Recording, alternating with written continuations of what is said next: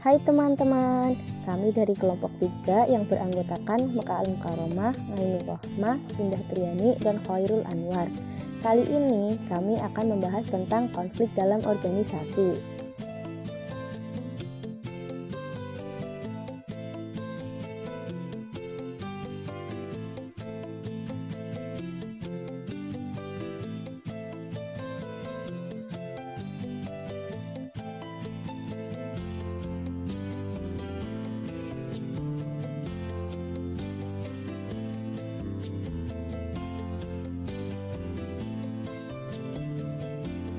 Konflik dalam organisasi menurut Sudarmayanti merupakan perjuangan antara kebutuhan, keinginan, gagasan, kepentingan ataupun pihak saling bertentangan sebagai akibat dari adanya perbedaan sasaran, nilai, pikiran, perasaan, dan perilaku.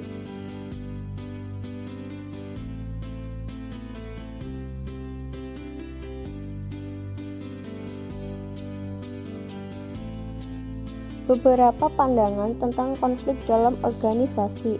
Menurut Robin, mengemukakan 3 pandangan mengenai konflik. Yang pertama, pandangan tradisional, yaitu menganggap semua konflik buruk. Konflik dipandang secara negatif dan disinonimkan dengan istilah kekerasan, perusakan, dan ketidakrasionalan demi memperkuat konotasi negatifnya.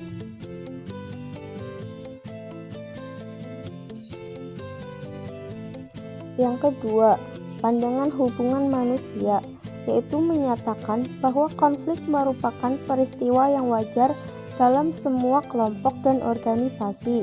Ada kalanya konflik membawa manfaat pada kinerja kelompok.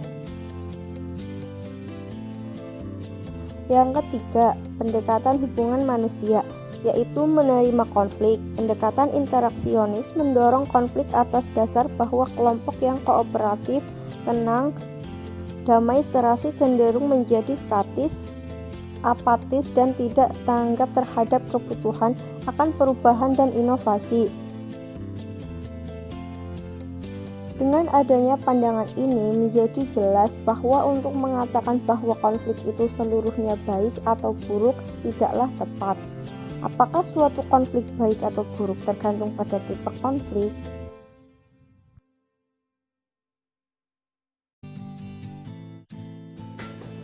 Secara teoretik, Robin mengemukakan terdapat 2 tipe konflik, yaitu konflik fungsional dan konflik disfungsional.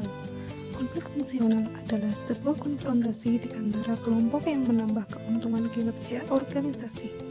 Sedangkan konflik disfungsional adalah setiap konfrontasi atau interaksi di antara kelompok yang merugikan organisasi atau menghalangi pencapaian tujuan organisasi.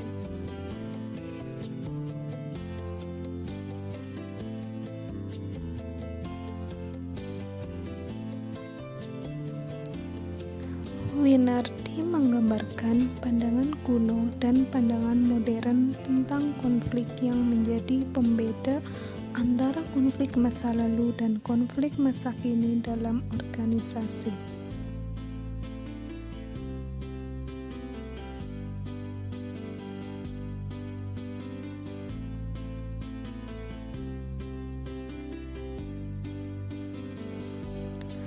Perbedaan pandangan mengenai konflik. Pada pandangan kuno, konflik dapat dihindari, sedangkan pandangan modern, konflik tidak dapat dihindari.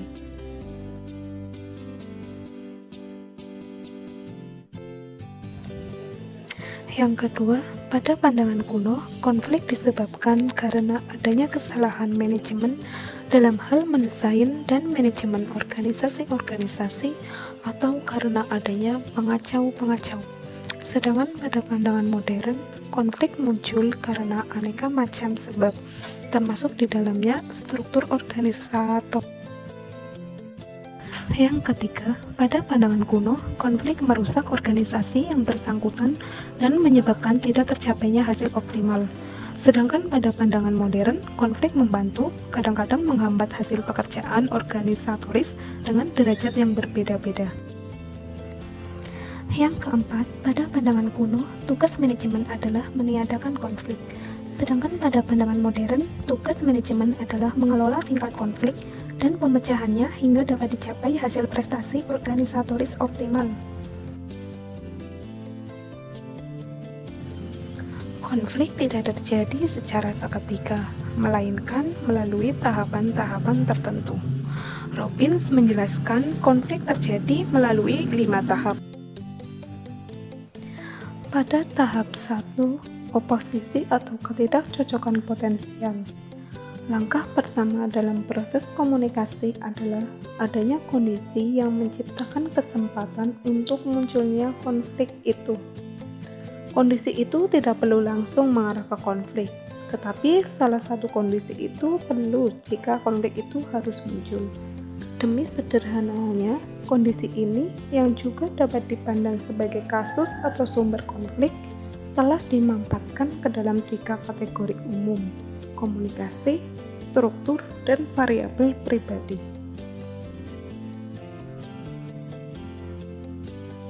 Tahap 2, kognisi dan personalisasi. Jika kondisi-kondisi yang disebut dalam tahap 1 mempengaruhi secara negatif sesuatu yang diberikan oleh satu pihak, maka potensi untuk oposisi atau ketidakcocokan menjadi teraktualkan dalam tahap kedua. Kondisi anteseden hanya dapat mendorong ke konflik bila satu pihak atau lebih dipengaruhi oleh dan dasarkan adanya konflik itu. Tahap 2 penting karena disitulah persoalan konflik cenderung didefinisikan.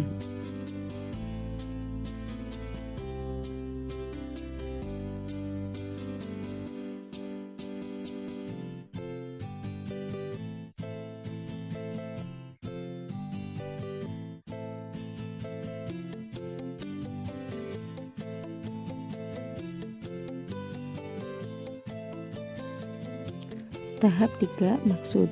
Maksud berada di antara persepsi serta emosi orang dan perilaku terang-terangan mereka. Maksud merupakan keputusan untuk bertindak dalam suatu cara tertentu. Dapat diidentifikasikan 5 maksud penanganan konflik: bersaing, tegas dan tidak kooperatif; berkolaborasi, tegas dan kooperatif; menghindari, tidak tegas dan tidak kooperatif; mengakomodasi, kooperatif dan tidak tegas; dan berkompromi, tengah-tengah dalam hal ketegasan dan keoperatifan.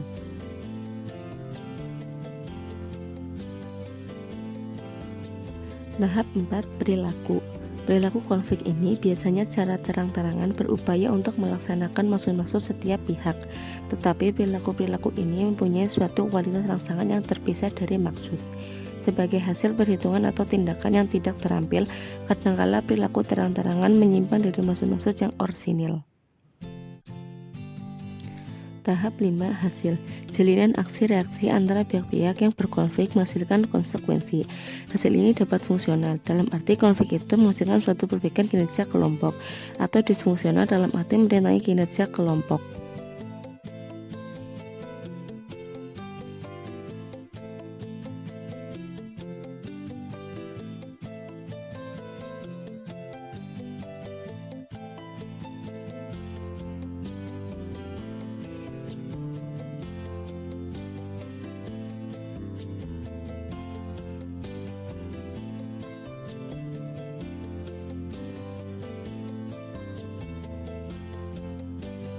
Sumber-sumber konflik organisasi menurut pandangan Feldman, DC, dan Arnold H. tahun 1983.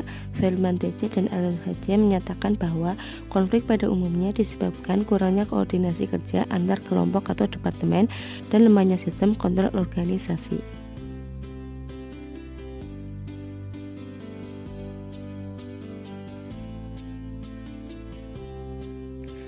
Permasalahan koordinasi kerja antar kelompok berkenaan dengan saling ketergantungan pekerjaan, keraguan dalam menjalankan tugas karena tidak terstruktur dalam rincian tugas, perbedaan orientasi tugas.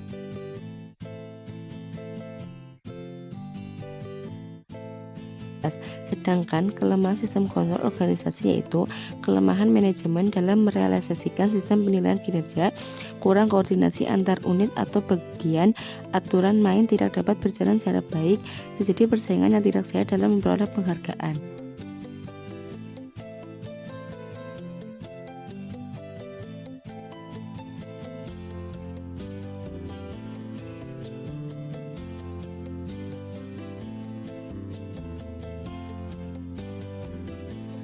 Tausi H.L., Rizzo Jr., dan Carol S.J. tahun 1990 mengelompokkan sumber-sumber konflik menjadi 3, yaitu 1. Individual karakteristik, 2. Situational condition, 3. Organization structure.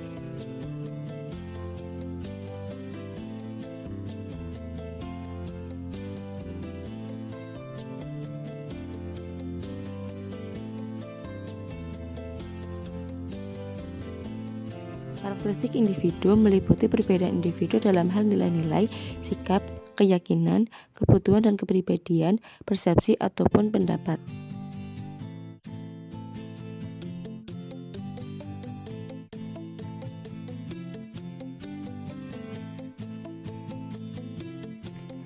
Situasi kerja terdiri dari saling ketergantungan untuk menjalin kerjasama, perbedaan pendapat antar departemen, perbedaan status, kegagalan komunikasi, kekaburan bidang tugas.